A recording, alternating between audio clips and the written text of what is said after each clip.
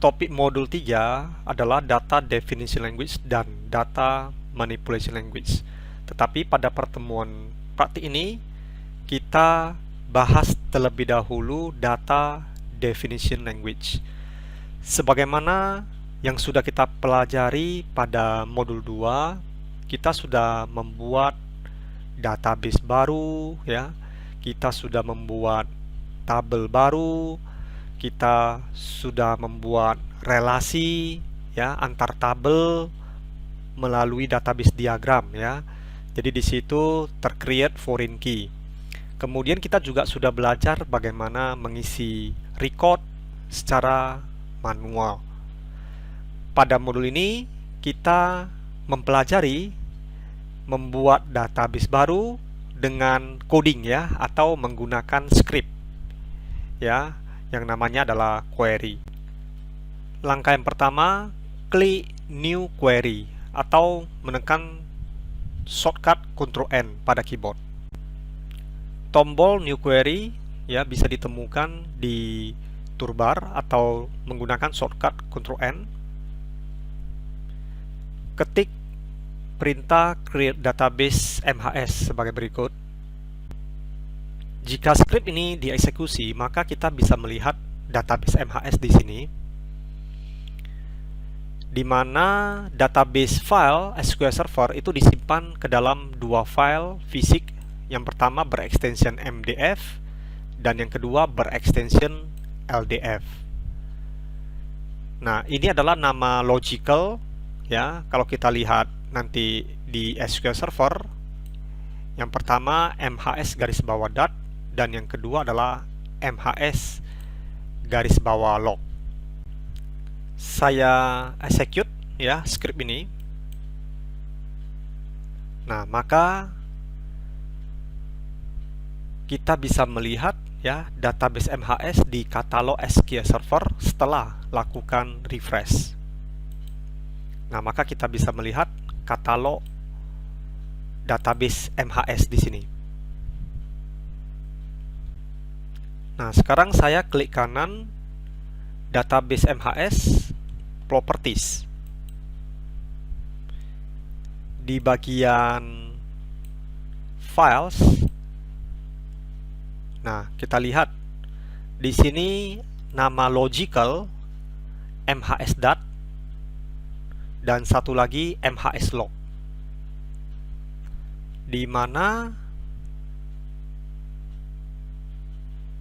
lokasi file fisiknya adalah di d-temp-pbd. Nah, ini adalah tampilan file fisik di lokasi d-temp-pbd. Yang satu file yang berekstensi MDF, yang satu lagi berekstensi LDF. Nah, kalau kita lihat ukuran file MDF adalah 8 MB, sedangkan file LDF berukuran 5 MB.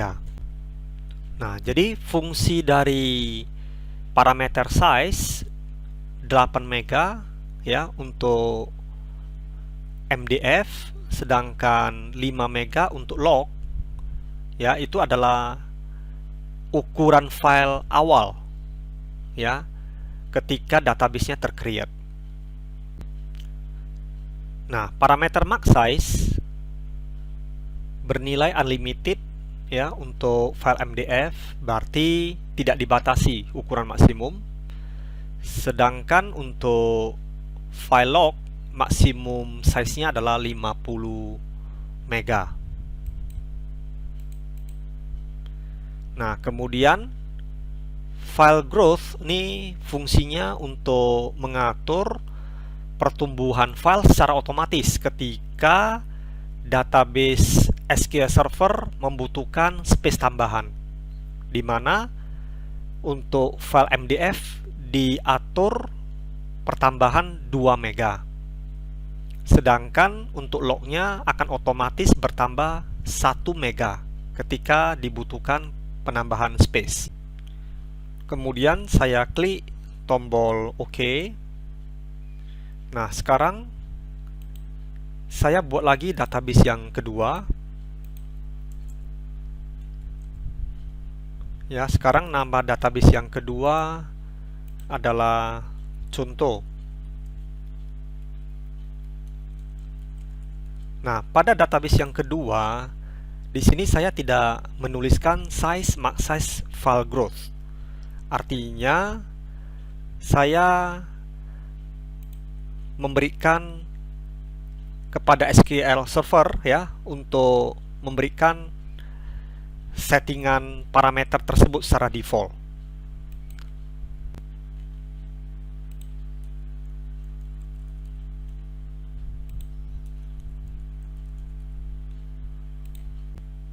Sekarang saya eksekusi script ini ya, hanya script create database contoh. Nah, kemudian saya refresh di katalog databases. Nah, maka di sini nampak tercreate sebuah database contoh. Nah, sekarang saya klik kanan properties. Nah, kita lihat pada settingan files.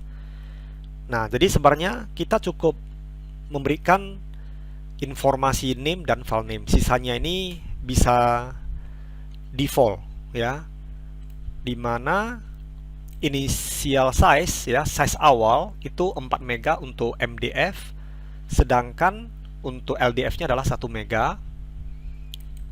Kemudian max size dua-duanya juga default, dimana MDF unlimited, sedangkan log-nya limited ya, di limit dengan ukuran 2 juta mega lebih ya, 2 juta lebih nih ya untuk megabyte. Nah, kemudian untuk auto size untuk MDF defaultnya 1 mega, file growth-nya 1 mega, sedangkan untuk LDF itu defaultnya akan bertambah 10%. Nah, ini adalah file contoh .mdf dan contoh .ldf yang tercreate ya di file fisik dengan MDF 3 mega untuk ukuran awal, sedangkan LDF adalah 1 mega. Nah, sekarang saya klik tombol OK. Nah, jadi sebenarnya kita bisa membuat database cukup dengan parameter name dan file name untuk file MDF ya, name dan file name untuk file LDF. Nah, sekarang saya hapus ya database contoh. Jadi kita bisa menggunakan perintah drop database, kemudian nama database. Nah, fungsi dari drop database contoh, kalau saya eksekusi ya, dan ini berhasil, nah maka database contoh akan dihapus dari katalog SQL Server. Demikian juga di file fisiknya juga akan terhapus. Nah, sehingga sekarang kita tidak melihat lagi file MDF dan LDF yang bernama contoh. Query ini bisa disimpan ya dengan menekan tombol save. Nah, misalnya saya simpan di lokasi tadi dengan nama file query MHS. Kemudian klik tombol save. Nah, artinya nanti setelah komputernya ditutup ya, kita bisa buka kembali query tersebut melalui file open file ya, atau open file query tersebut. Sekarang kita buat query baru. Nah, di dalam query baru ini kita akan buat tabel mahasiswa ya, dengan menggunakan script DDL. Buat query baru, kemudian pastikan kita berada di database MHS dengan cara memilih nama database di sini. Atau kita bisa juga menggunakan perintah use nama database kemudian di execute. Nah, ketika di execute maka di sini berubah menjadi MHS. Nah, jadi fungsi use adalah untuk memastikan query berikutnya ini berada pada database tersebut. Kemudian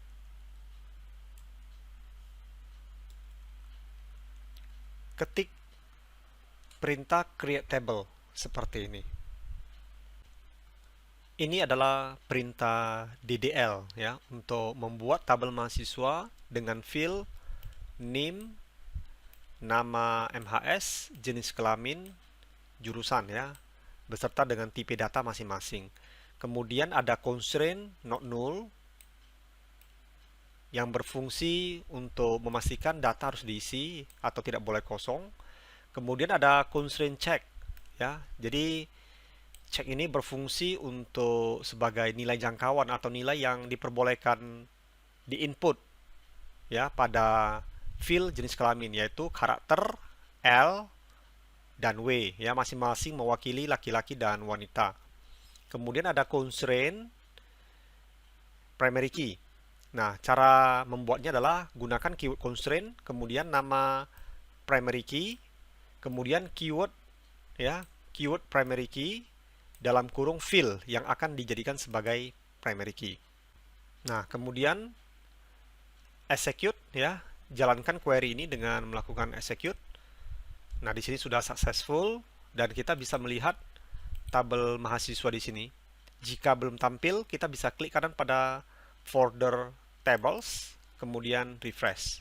Nah, maka di sini tampil ya tabel mahasiswa.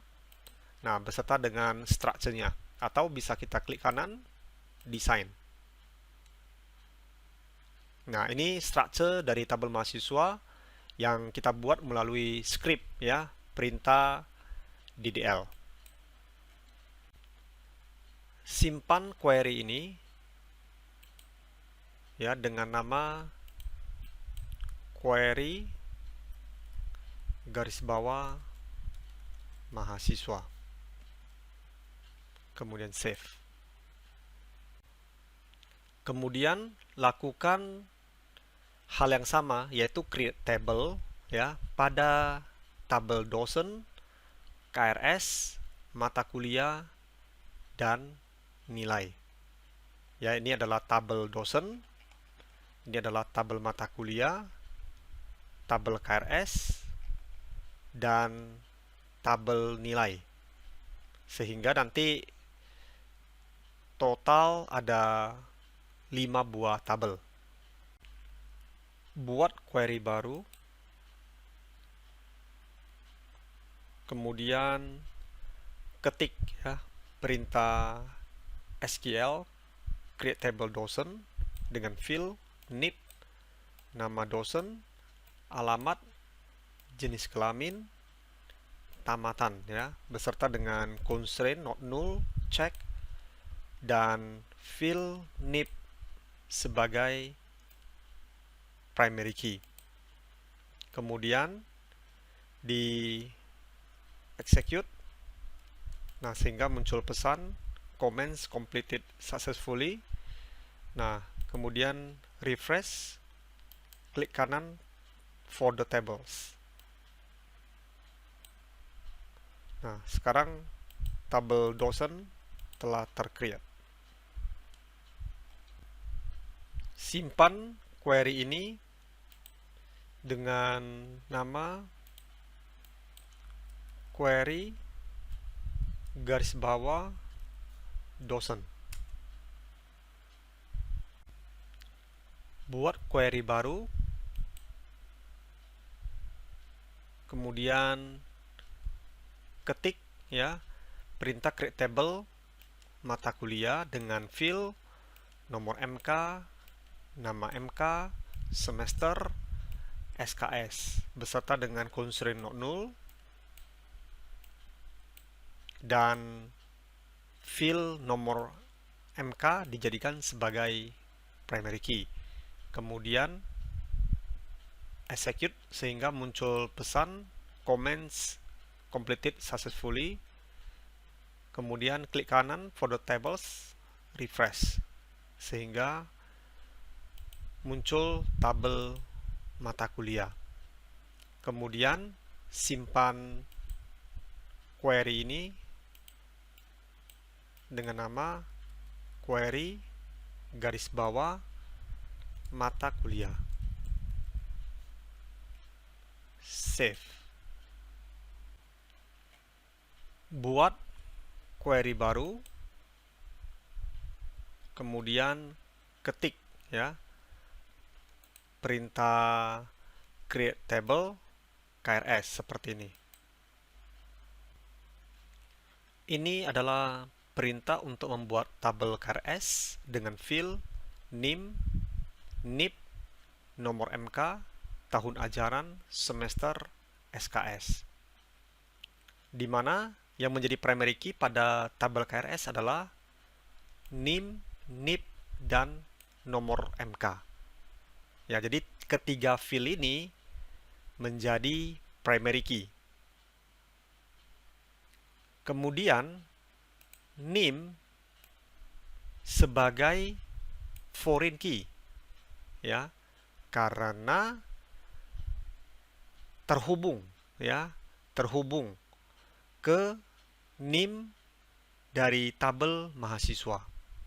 Ya, jadi NIM di tabel mahasiswa ini sebagai primary key. Kemudian dengan settingan foreign key yaitu update cascade, kemudian delete cascade. Nah, pada saat kita belajar di modul 2, foreign key-nya ini di-create menggunakan database diagram ya. Nah, sekarang kita membuat foreign key dengan menggunakan perintah SQL DDL. Nah, kemudian foreign key yang kedua yaitu NIP. Jadi NIP ini juga sebagai foreign key ya, karena merujuk ya atau merupakan hubungan ke NIP ya, primary key di tabel dosen. Nah, dengan settingan update cascade dan delete cascade. Nah, kemudian nomor MK juga sebagai foreign key ya, di mana merujuk ya atau terhubung ke field nomor MK sebagai primary key di tabel mata kuliah dengan settingan update cascade dan delete cascade. Nah, nama foreign key ini tidak boleh ada yang sama ya atau harus bersifat unik. Jalankan ya perintah create table ini sehingga muncul pesan comments completed successfully. Kemudian klik kanan pada folder tables, refresh sehingga muncul tabel KRS. Kemudian simpan query ini dengan nama query garis bawah KRS. Save. Buat query baru, kemudian ketikkan ya perintah create table nilai seperti ini. Nah, ini tujuannya adalah untuk membuat tabel nilai dengan field, NIM, nomor MK, semester, kemudian nilai ya, ini nilai angka. Kemudian yang menjadi primary key di sini adalah field, NIM, dan nomor MK ya. Jadi NIM dan nomor MK sebagai primary key. Kemudian NIM juga sebagai foreign key. Ya, NIM juga sebagai foreign key karena terhubung ya atau merujuk ke field name primary key di tabel mahasiswa dengan settingan update cascade, kemudian delete cascade. Nomor MK juga sebagai foreign key, ya, karena terhubung, ya, atau merujuk ke field nomor MK sebagai primary key di tabel mata kuliah dengan settingan sama update cascade dan delete cascade. Nah, di sini ada dua foreign key. Nama foreign key tidak boleh dengan nama yang sama, ya, jadi harus unik. Kemudian execute query ini sampai muncul pesan comments completed successfully. Kemudian klik kanan pada folder tables, refresh. Nah, sehingga muncul tabel nilai. Kemudian simpan query ini dengan nama query garis bawah nilai. Save. Untuk melihat relasi, ya, antar tabel, kita bisa membuat diagram relasi melalui database diagram, ya. Klik kanan new database diagram, kemudian pilih semua tabel. Nah, di sini otomatis, ya, relasi langsung terpetakan karena kita sudah set foreign key ketika kita create table, ya, dengan menggunakan perintah DDL tadi. Simpan diagram ini, ya, defaultnya diagram garis bawah 0. Oke. Nah, sekarang kita lihat hubungan antara tabel nilai, ya, dengan mahasiswa. Nah, di sini kita bisa klik kanan relasi properties. Nah, di sini kita bisa lihat ini nama relasinya, ya, yaitu FK garis bawah nilai. Ya, karena name, ya, di tabel nilai ini sebagai foreign key merujuk ke name sebagai primary key di tabel mahasiswa. Nah, kemudian relasi antara nilai dan mata kuliah namanya adalah FK garis bawah nilai 2, ya, sama seperti ketika kita create perintah DDL tadi. Nah, di mana field nomor MK sebagai foreign key merujuk ke nomor MK primary key di tabel mata kuliah. Terkadang setelah mendefinisikan tabel, bisa saja struktur tabelnya dimodifikasi, ya, karena ada data yang atau ada field yang lupa dimasukkan ke dalam tabel. Nah, misalnya pada tabel mahasiswa akan ditambahkan field semester dan kelas. Nah, untuk menambahkan field tersebut di tabel mahasiswa, maka langkah-langkahnya adalah kita buat query baru. Nah, kemudian ketikkan perintah alter table. Sekarang kita buat query baru. Pastikan kita masih berada di database MHS. Kemudian ketikkan perintah alter table seperti ini. Nah, ini artinya adalah kita ubah tabel mahasiswa yang sudah tercreate sebelumnya dengan menambah field, kelas, ya, dan semester. Kemudian eksekusi perintah SQL ini. ya, sehingga dia muncul pesan comments completed successfully. Nah, kalau kita lihat dari struktur tabel mahasiswa di sini sudah muncul field, kelas, dan semester. Jika belum tampil, bisa klik kanan tabel mahasiswa, kemudian refresh. Nah, kemudian simpan query ini dengan nama query garis bawah Arthur garis bawah MHS, kemudian save. Langkah nomor 4, lakukan hal yang sama terhadap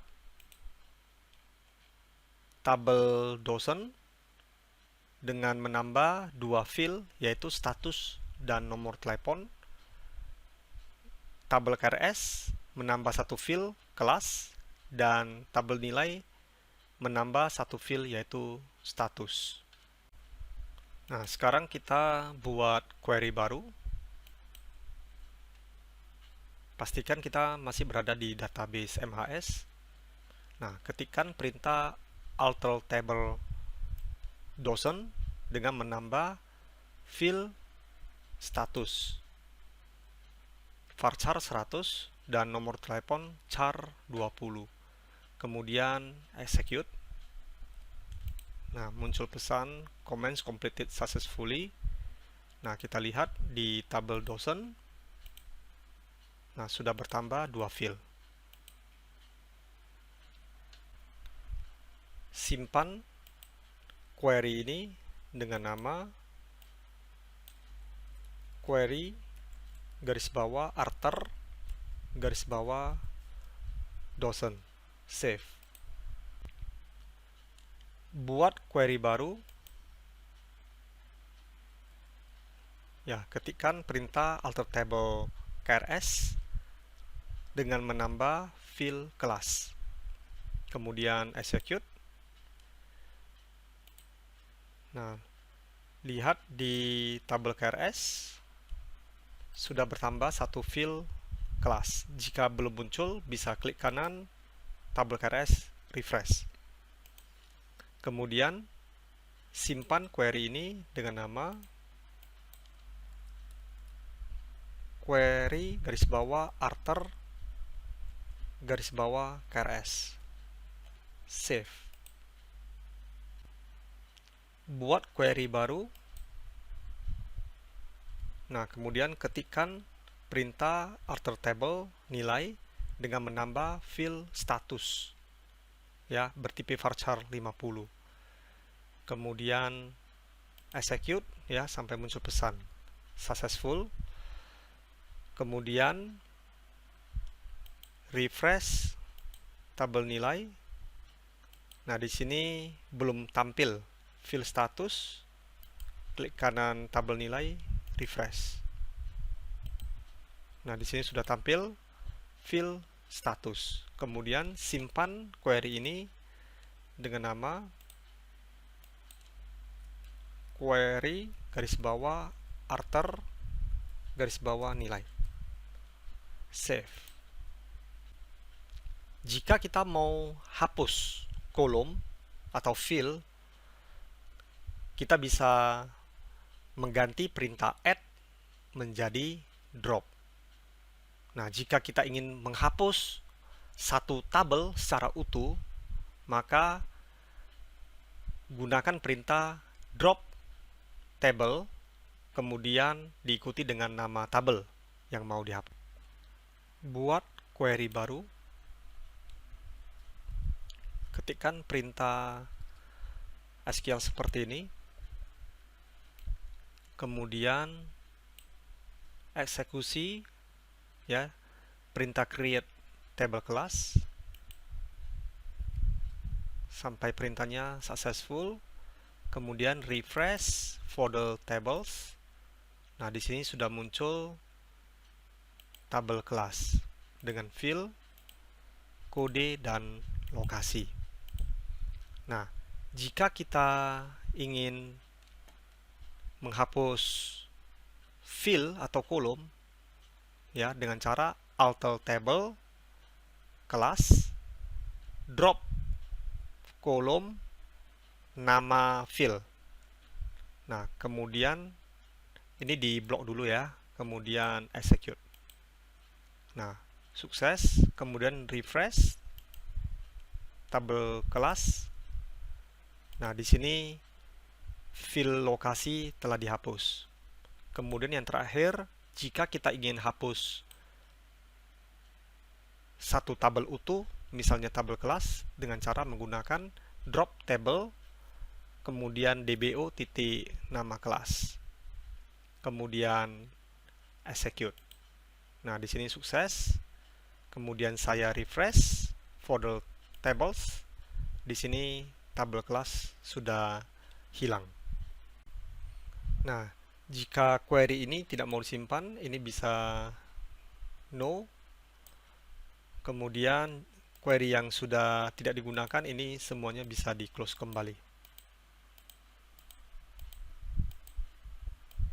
Nah, dengan demikian berikut pertemuan kita terkait dengan DDL. Pertemuan kita berikutnya akan membahas DML ya, Data Manipulation Language.